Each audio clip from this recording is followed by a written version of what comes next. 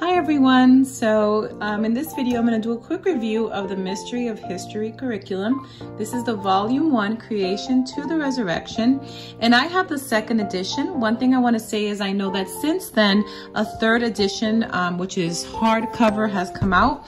Also has color pictures as well, but this is the second edition. I believe the lessons are very similar or similar, but hopefully this review can be helpful if you're looking for a really great history curriculum. I will say we love this curriculum. This is my first year that we use the Mystery of History.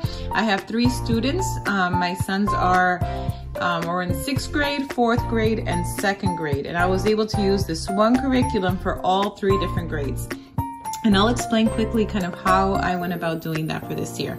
But so to the curriculum. So this Volume 1 covers from creation to the resurrection of Jesus Christ. One thing I will say, just kind of as a disclaimer, this is a very Christian, biblically based curriculum. So if that is what you're looking for, I highly recommend this curriculum. It's split into 2 semesters, into 4 quarters. And the thing I really like about it is that in the table of contents, the author goes ahead and splits it into 36 weeks. So every week, it tells you what you should accomplish. Now, if you work or school year round or in a different schedule that's not a 36-week schedule, then you can feel free to split this up in any way you'd like. But in our case, we do follow a 36-week schedule school year, so it makes it really easy to follow and to schedule.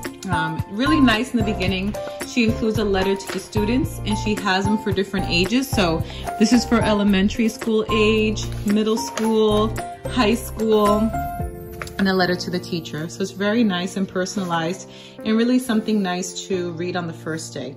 So to give you an idea of how this curriculum works. So for example, lesson 1, let's look at lesson number 1. Lesson 1 is creation. So here on the first day, in the beginning of every week, you have a pretest. You may choose to make copies of this and do it actually like a written pretest. Or in our case, what I did is I always played games with my students. So we would play, I'd put all the answers on the whiteboard, and then I would say the question and they would shout it out. And it was just a really fun way to start history for the week. So that would be Monday, as well as lesson 1. So we would read through lesson 1. In this case, lesson 1 was creation.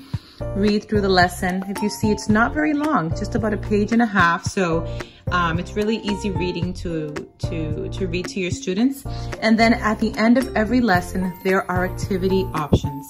So the A options are always for younger and middle students. The B activities are for middle and older students, and then the C activity are for older students. And my understanding is that younger students could be early elementary, middle is more like middle school or older elementary, and then older students is more high school. For many of for my boys, what I decided to do was for my 2nd grader, we'd always do the younger activities. For my 6th grader, we usually did the middle student activities. And then for my 4th grader that was right in the middle, I kind of would let him choose, or I would choose either the younger or the middle student activity, depending on the activity for that week. But it's really great because it allows you to do one curriculum, one lesson, and then every child gets an activity that's to their level, right? And so they're able to be challenged. The older students are doing more research, going a little bit deeper into the topics, while the younger students may just be coloring a picture or doing an activity that helps connect the information for them. So again, you would do your lessons for the week, and then at the end of every week, you would rotate between a review week or a test week. So like week 1 was a review week, then that means week 2 would be a test week or a quiz week. So you see there's the quiz. So week 3 would be a review week. Week 4 would be a quiz week. And the nice thing about this is that it's cumulative. So as they're going, here's week 4. The quizzes are getting a little longer, and kind of tying together all of the information. So this is literally all that you need to do the entire curriculum. It is so great because what it does is it ties together biblical history as well as the regular, I hate to call it regular history, but pretty much what growing up, we were always told biblical history is one thing and then there's regular history, right? So there is one history, right? It's all happened. And the amazing thing about this curriculum is it ties it all together. It takes you to Jerusalem, takes you to Israel, tells you what was happening at that same time in Egypt and China and India. So you're able to really understand what was happening around the world during this time. It gives you a full view of the entire world at that time. So it's really great. Again, in the back, you have all the teacher resources. There's also additional activities. So if you want to go deeper, every lesson has additional books, videos, additional things that you can add to it. So if you want to take and do this over a span of 2 years and just really delve deep, you can do that. And you can use these additional resources to go and have additional reading, independent reading or activities or projects. So again, we really enjoyed it. Just very well written, very, very easy to follow. She gives several different suggestions for how to lay out your week. So different schedules, and you can find the one that works best for your family. So if you want to do history 3 times a week, 4 times a week, or even 5 days a week, there's different options for that. So that's really great. So as far as your students, so I used this book, we did it together. All they're gonna need, and I'll pull this, is a binder.